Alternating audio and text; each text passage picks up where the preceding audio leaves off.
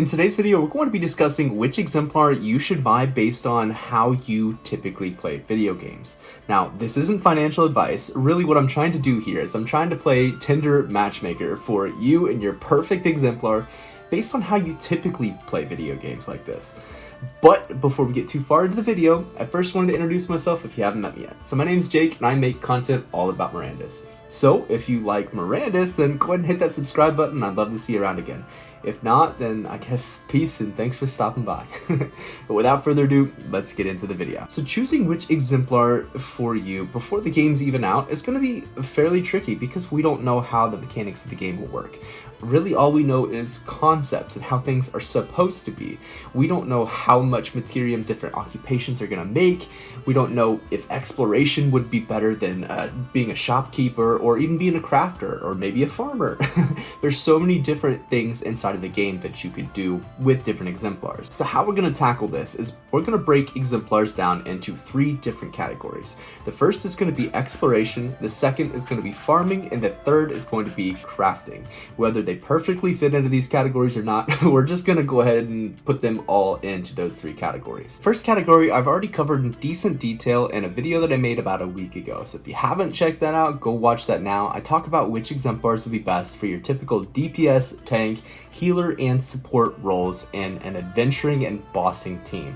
That one was pretty fun to think of because this is all speculation. We don't really know how it's going to work. So that was all based on how the abilities of the different exemplars went together to form a party. But I will give a small rundown of what I said in that video because I hate when people are like, yeah, go check out this video. I'm not going to tell you here. Basically what I said in that video was pretty much any of the elves are going to be perfect for any sort of adventuring team because they were literally made to adventure. Whether it's seeing in the dark or having bonuses to casting abilities, like elves are going to be really helpful to have around. But there are definitely some other exemplars that are cheaper that would be beneficial as well. To start off the humans, we've got the cartographer, the seafarer, and potentially the alchemist. For the orcs, in my opinion, I think that the orc of the beating heart, the orc of the long hunt, the clear blood orc, the orc of certainty, and the bone orc would all be really helpful. Then for the dwarves, I think that the conveyor dwarf is almost a must.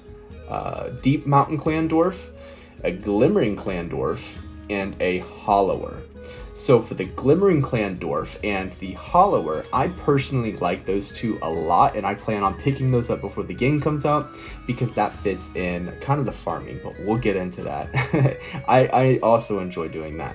Next up is the halflings. We have the neverlooks, the mumsens, the even strides, and even potentially the long song. Here's what I'm thinking with the long songs. Now, this is all speculation, and I'm probably 110% wrong when I say this, but I think it would be so cool if the way that the long songs cast spells, instead of using a staff like maybe any other exemplar would be singing. And not just singing inside of a city, inside of a tavern for entertainment.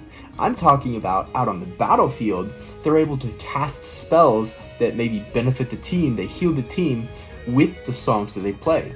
Or maybe they give increased attack power or increased defense. I think that would be so cool.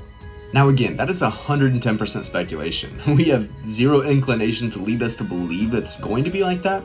I just thought that would be a really cool addition to the game. And the second category we're going to talk about today is the exemplars that be best for farming. Farming exemplars are another category that I'm really excited about because I've always loved in Minecraft going out and finding diamonds or emeralds and then coming back with stacks and stacks of jewels. And doing that, other people are like, whoa, where'd you get all that stuff? And having that status always kind of feels good. So if you're like me in the sense that you want to have things that people want, then maybe a farming exemplar would be good for you. Now, if farming is something that you're interested in, there's really not a whole lot of options. But that's not to say that the options aren't going to be good options.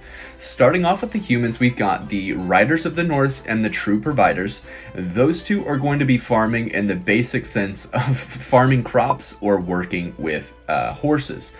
Now, the third option for the human is the green cloak, and I think the green cloak is going to be really, really good because he has a bonus not only to carpentry, but also to gathering wood. And gathering wood in the game, I'm assuming, is going to be very important.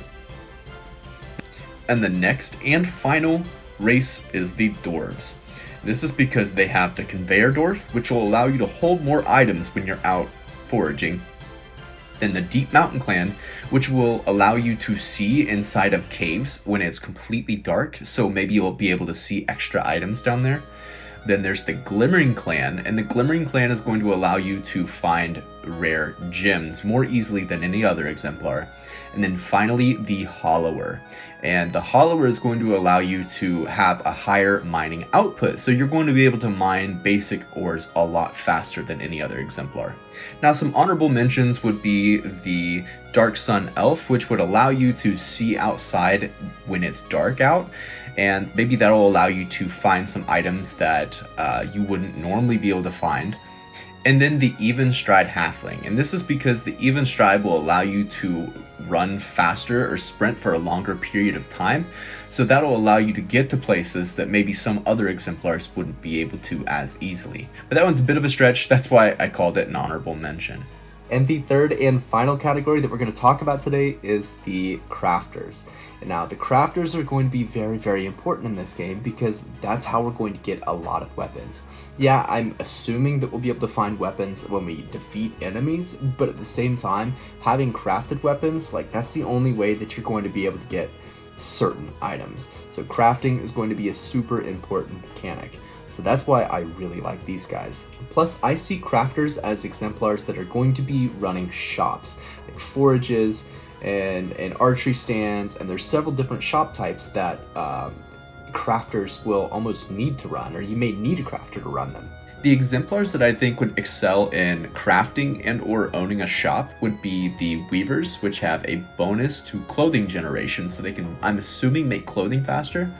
The green cloaks, which have a bonus to carpentry, so they can make stuff faster.